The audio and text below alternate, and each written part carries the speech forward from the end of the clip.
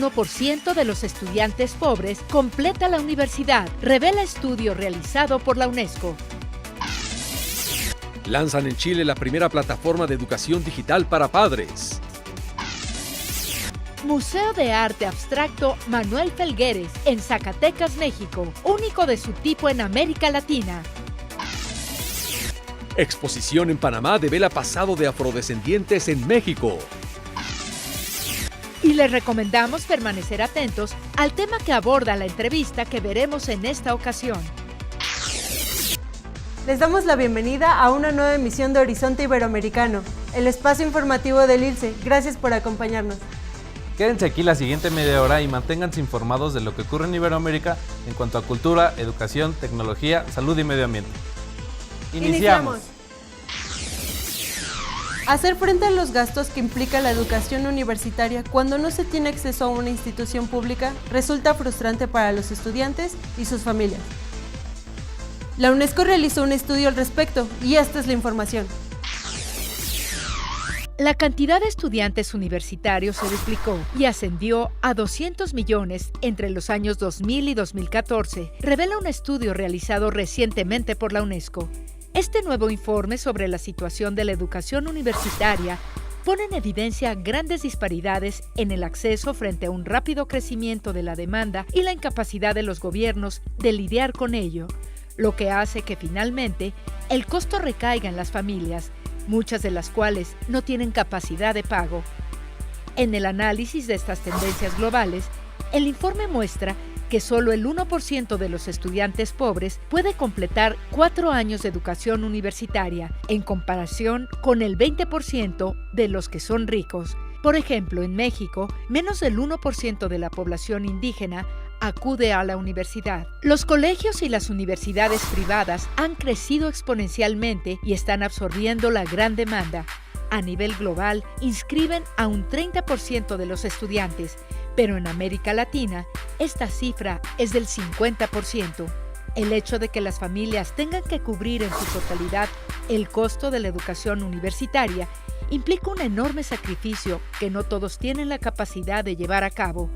En el caso de la región latinoamericana, el informe menciona la situación de Chile e indica que en ese país el 55% cubre el costo de los estudios universitarios. El organismo de la ONU señaló que existen políticas para solucionar este problema y acabar con los altos costos y préstamos que deben afrontar las familias. Una de las sugerencias del estudio es que los créditos no excedan el 15% del ingreso mensual de los alumnos. Además, plantea ofrecer ayuda financiera a los que más la necesiten. Otra idea es crear una agencia que ofrezca ayuda estudiantil y también propone, entre otras medidas pertinentes, crear legislación y marcos regulatorios que garanticen la equidad de acceso. Hoy resulta indispensable que los papás estén al día sobre el mundo digital para enseñar a sus hijos a usar de forma segura las ventajas que ofrece el Internet. Por eso en Chile crearon la plataforma Papás Digitales. Veamos en qué consiste. La Facultad de Comunicaciones de la Pontificia Universidad Católica de Chile, UC, junto a la agencia Media Interactive, presentaron papasdigitales.cl, la primera plataforma gratuita de educación digital que le enseña a los padres a configurar los dispositivos en sus hogares para que sus hijos puedan navegar de forma segura. A través de tutoriales muy simples y fáciles de seguir, la plataforma reúne la gran mayoría de los dispositivos de un hogar y ofrece normas de seguridad para cada uno de ellos. En este ecosistema digital, los padres van pasando por las distintas habitaciones de su hogar y a medida que ven dispositivos van apareciendo tutoriales para que aprendan las mejores configuraciones. En papasdigitales.cl podrán configurar los equipos tecnológicos para distintas plataformas de video on demand y videojuegos para los sistemas operativos más utilizados en Chile, como Windows 7 y 10, entre otros. También los padres podrán ayudar a sus hijos a configurar las cuentas en las redes sociales como Facebook, Twitter, Instagram y YouTube. Nuestros estudios indican que los límites de tiempo, contenido y uso de dispositivos tecnológicos en menores están asociados a mayores niveles de satisfacción con su vida personal, familiar y social. Para nosotros, poner límites y no prohibir su uso es esencial en educación digital. Por eso creamos esta plataforma, explicó Daniel Halpern, el académico de la Facultad de Comunicaciones a cargo del proyecto. Por ejemplo, tal como Google o Twitter, Facebook cuenta con su propio centro de seguridad, donde proporciona información útil para promover el buen uso de la red social. En este tutorial se explica paso a paso cómo acceder a un control parental para velar por la privacidad y seguridad de los hijos. Esta iniciativa nace por la preocupación de los padres, madres y tutores respecto al contenido al que acceden sus hijos e hijas en Internet. Creamos un sitio responsivo que se adapta a cualquier tecnología. Un sitio transversal y didáctico que puede crecer en el tiempo y que les ayudará a configurar los distintos dispositivos móviles y digitales para que sus hijos e hijas puedan navegar de forma segura, comentó Alan Greengrass, gerente general de Media Interactive.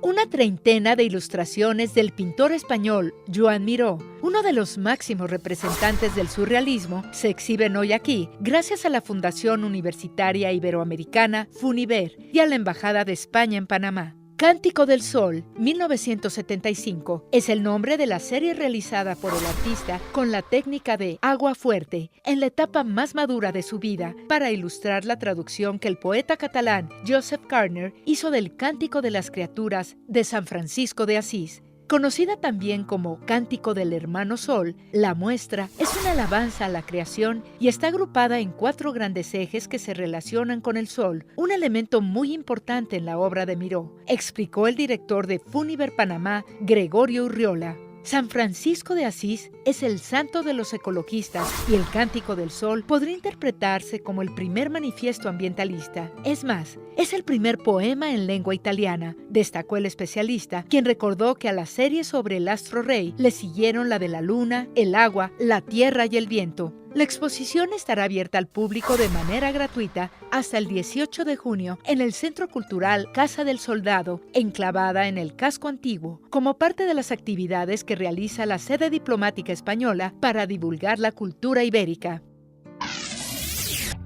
El Banco Interamericano de Desarrollo BID lanzó en Uruguay el primer laboratorio de investigación e innovación en educación para América Latina y el Caribe, con el apoyo de los Ministerios de Educación de Chile, México, Brasil, Uruguay, Perú, Ecuador y Colombia y la Fundación Chile. La iniciativa tiene el propósito de contribuir al aumento en la calidad, equidad e inclusión de los sistemas de educación.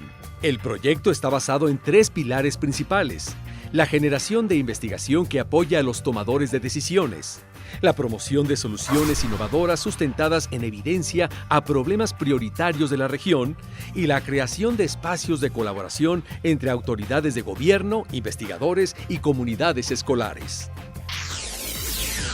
José Saramago fue una de las figuras literarias destacadas de Portugal y su obra una de las más importantes de la literatura iberoamericana.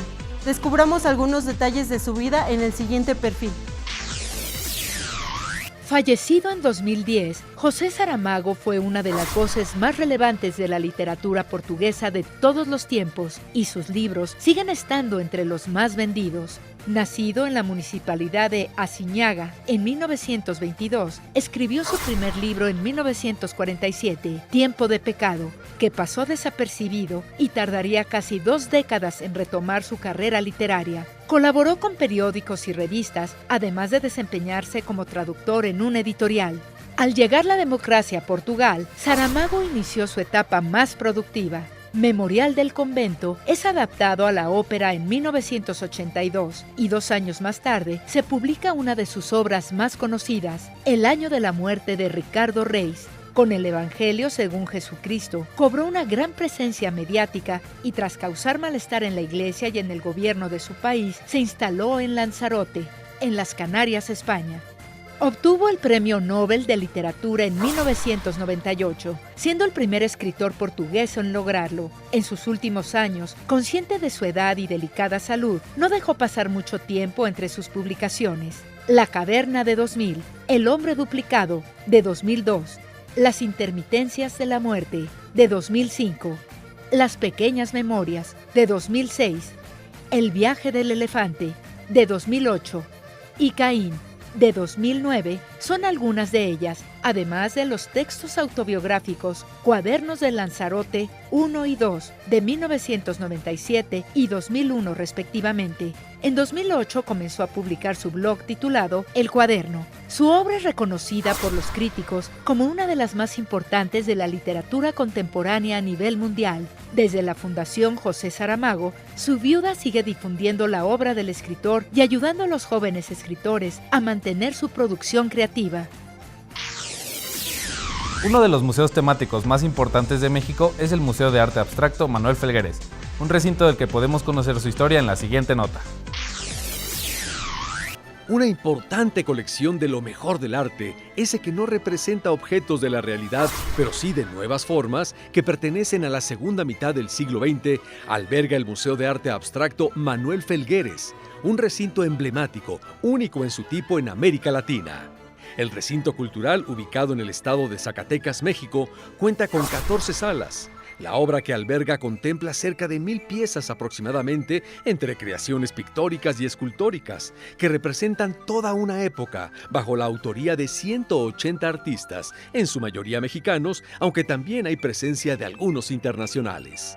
Dicho museo está dedicado a Felgueres, pionero de esta corriente artística, oriundo de Valparaíso, Zacatecas y reconocido a nivel mundial por su propuesta, quien donó un importante acervo antológico para que fuera parte de la exhibición permanente. Hasta la fecha, el artista, también miembro de la generación de la ruptura, ha realizado más de 400 exposiciones, tanto individuales como colectivas. Sus creaciones también se muestran en importantes sitios museísticos en 11 países de Europa, América y Asia. Aquí es donde se exhibe lo mejor del arte abstracto, resaltó Víctor Hugo Becerra Fermat, director de la galería. Hasta el momento, el museo ha contribuido a aumentar la oferta cultural del Estado y mostrar las tendencias dentro de la línea del arte contemporáneo. El inmueble, que aloja tan importante obra, data de finales del siglo XIX. Se construyó para albergar el Seminario Conciliar de la Purísima de Zacatecas y operó bajo este contexto hasta 1914, justo en la famosa toma de Zacatecas, en donde los revolucionarios hicieron uso del espacio y los seminaristas tuvieron que salir. Posteriormente fungió como cuartel y vecindario, luego quedó abandonado. Fue hasta 1964 cuando se inician los trabajos para rescatarlo. Después se convirtió en la Penitenciaría del Estado, la cárcel de hombres y mujeres. Para 1987, el gobierno en curso decidió reubicar el penal, y cuando el inmueble quedó libre, se le ofreció a Manuel Felgueres para crear un museo.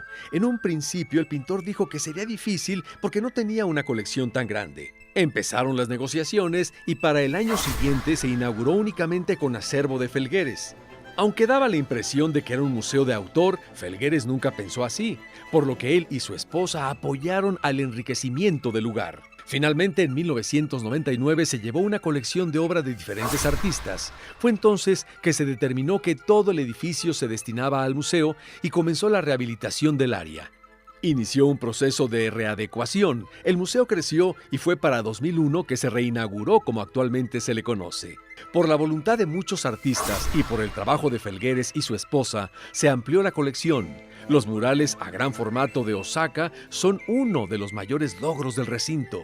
Dicha obra se había hecho de manera especial para representar a México en la Feria Mundial de Osaka, Japón.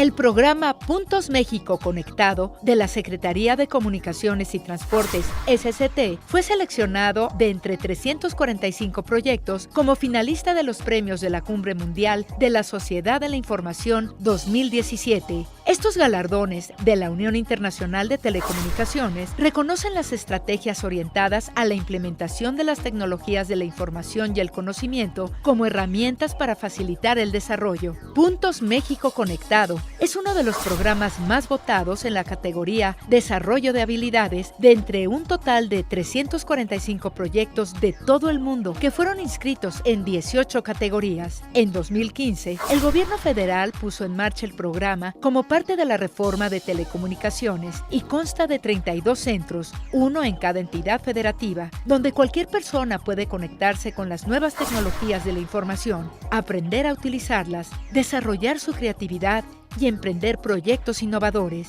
La final de los premios será el 13 de junio en Suiza. El artista holandés Theo Hansen es creador de una nueva especie animal llamada Animaris, figuras cinéticas creadas con tubos y botellas de plástico que son capaces de moverse de manera natural y de sobrevivir en una playa con fuertes vientos. Este proyecto lo inició hace más de 25 años con el objetivo de mostrar una nueva forma de vida. Estos animales deben sobrevivir por sí solos, aprender a vivir por sí solos, dijo el artista durante su presentación en TED Talks en 2007.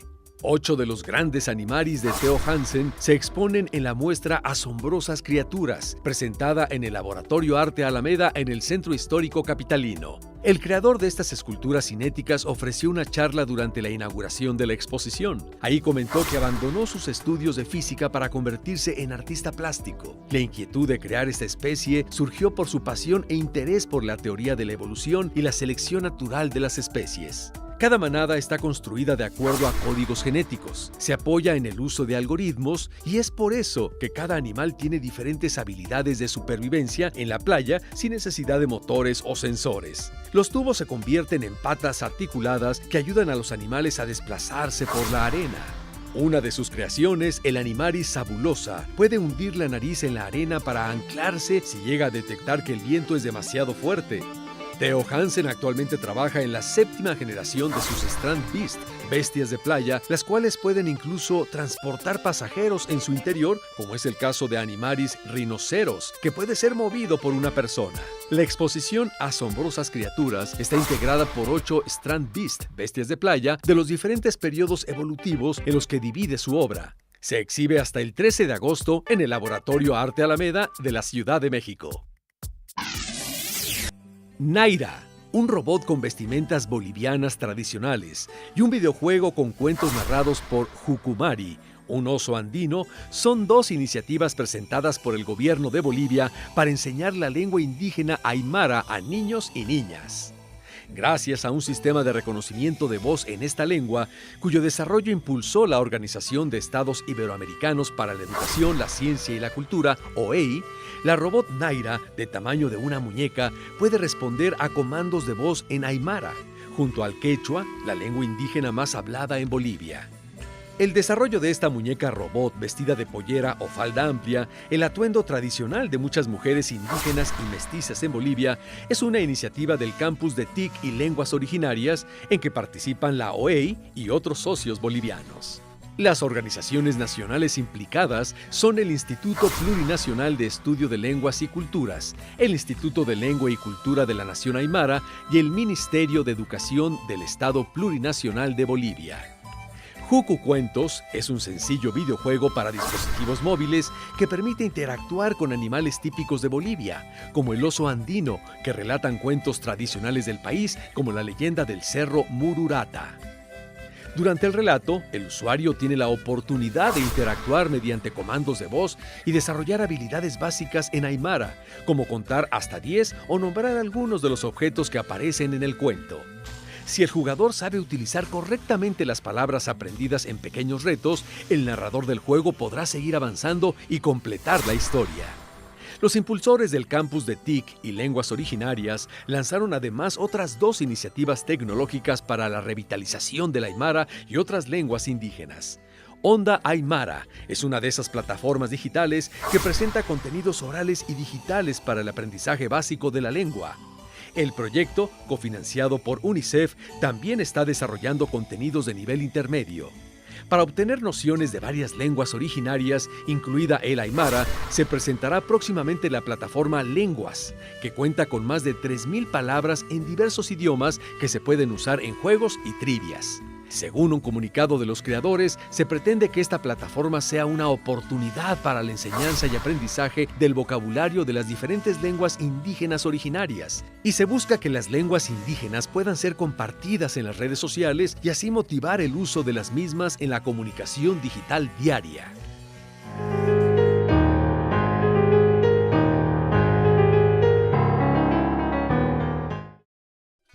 Herminia Pasantes es bióloga por la Facultad de Ciencias de la Universidad Nacional Autónoma de México. Cuenta con una maestría en bioquímica de la Facultad de Química de la UNAM y doctorado en Ciencias Naturales en la Universidad de Estrasburgo. Ha realizado sus investigaciones en prestigiosas instituciones académicas e impartido conferencias en más de 30 universidades de Europa, Asia y América Latina. Herminia Pasantes es miembro del Seminario de Cultura Mexicana desde el 2009. Las neurociencias pues son una disciplina fascinante porque es la que se ocupa del estudio del cerebro.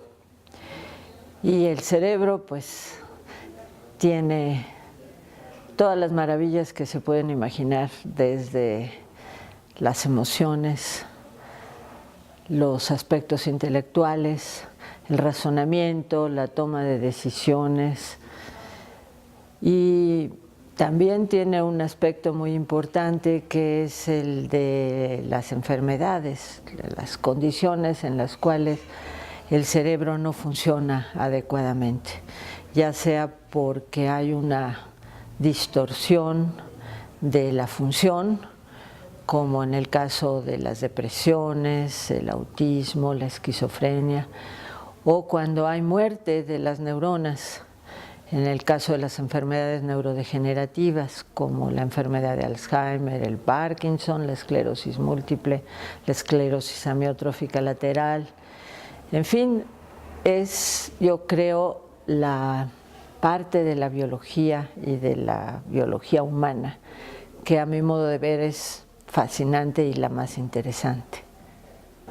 Las neurociencias y el estudio del cerebro y el conocimiento del cerebro pues incide en todo lo que se pueden imaginar, desde la felicidad, por qué somos felices, por qué somos infelices, por qué hay gente naturalmente optimista, naturalmente pesimista, y qué se puede hacer para establecer la mejor relación entre el ser y su entorno. Desde hace varias décadas, 2 décadas o por ahí, se estableció lo que se llamó la década del cerebro para estudiar, justamente fomentar las investigaciones del cerebro, y recientemente, hace 2 años, se instaló también un proyecto muy interesante que es el proyecto del conectoma humano. Así como hay el proyecto del genoma humano, en este momento hay una investigación evidentemente internacional, como es toda la investigación. La investigación ha sido siempre una actividad global. El proyecto del conectoma humano, que justamente está dirigido a conocer las conexiones, las comunicaciones entre las neuronas. El estudio de las emociones, por ejemplo, los problemas de drogadicción. Es importante que, en primer lugar, pues en el estado en el que estamos en este momento de conocimiento, no se vislumbra que se pueda hacer mucho para controlar las adicciones, porque sería muy interesante que pudiéramos utilizar la parte buena de las drogas, que la tiene, por supuesto, simplemente hacer que la gente se sienta más contenta, más feliz, más adaptada, más querida, es un aspecto muy, muy positivo de las drogas. Desafortunadamente, el problema de adicción es la respuesta plástica del cerebro a la ingestión de las drogas. El cerebro siente que le están proporcionando algo que normalmente el cerebro tiene que fabricar, porque la felicidad está en las neuronas, está en los neurotransmisores. Entonces deja de hacerlos, deja de hacer su sistema normal de generación de felicidad y confía en que le va a llegar este aporte del elemento que produce felicidad, que es una droga que funciona porque se parece a un neurotransmisor. Todas las drogas funcionan en el cerebro porque se parecen a nuestras propias drogas, las que nos hacen sentir tranquilos, contentos o estimulados, llenos de energía, son nuestros neurotransmisores, y las drogas lo que hacen es simplemente o potenciar o mantenernos pues en un estado constante de estímulo, de euforia. Pero el cerebro se adapta y entonces empieza a depender de la droga. Pero, por ejemplo, va a ser muy importante saber por qué algunas personas son adictas y otras no. Lo que es importante es que los individuos, la gente, la sociedad, conozca y reconozca que, por ejemplo, la depresión y la ansiedad son enfermedades, son desequilibrios bioquímicos del cerebro que eso sí se pueden regular de manera bastante eficiente con los antidepresivos, con los ansiolíticos. Muchas veces se dice que las personas con depresión no solo tienen ese problema bioquímico, sino la presión de la sociedad. Lo mismo para la ansiedad. Los adolescentes, por ejemplo, sufren mucho de problemas de esta naturaleza, de ansiedad, porque su cerebro no está completamente maduro.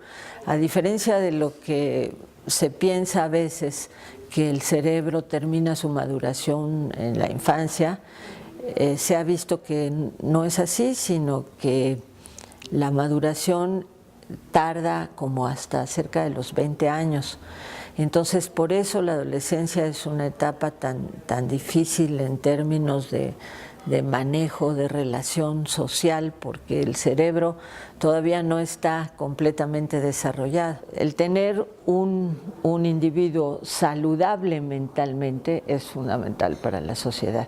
Y cuando hablo saludable no es nada más que esté enfermo, sino que tenga una relación sana con el entorno y con su comunidad. Es muy claro que aquellas personas que sienten la vocación de investigar encuentran en las neurociencias un terreno muy atractivo. El conocimiento, la investigación, pero también la difusión de las neurociencias a nivel social, de los problemas que puede haber y de cómo deben abordarse, son aspectos fundamentales.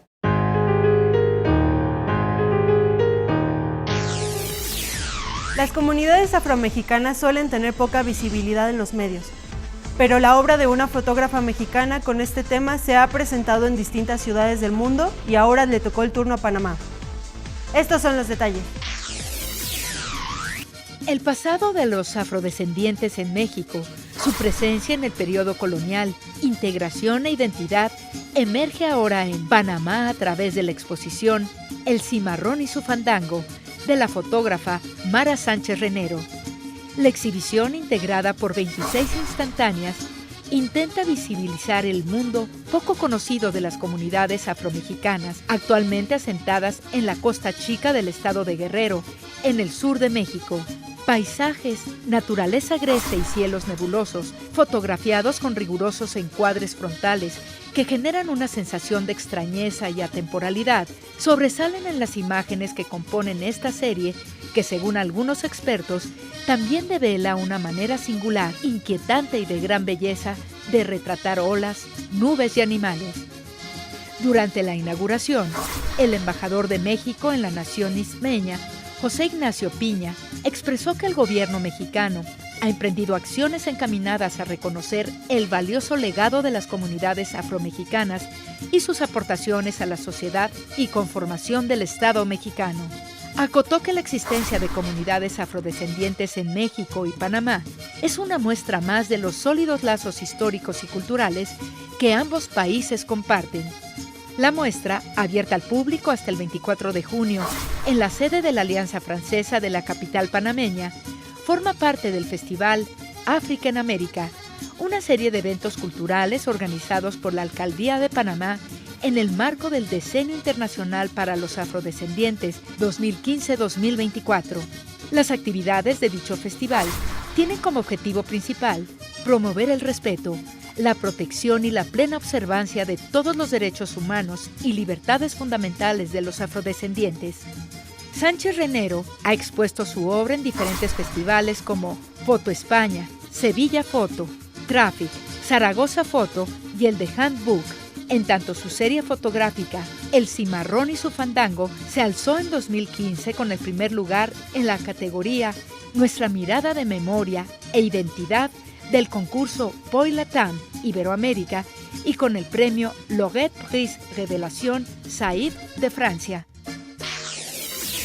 Desde hace casi un siglo, el Teatro de la Ciudad de Esperanza, Iris, ha sido uno de los más emblemáticos de la capital mexicana, y en el siguiente collage podrán admirar parte de su belleza.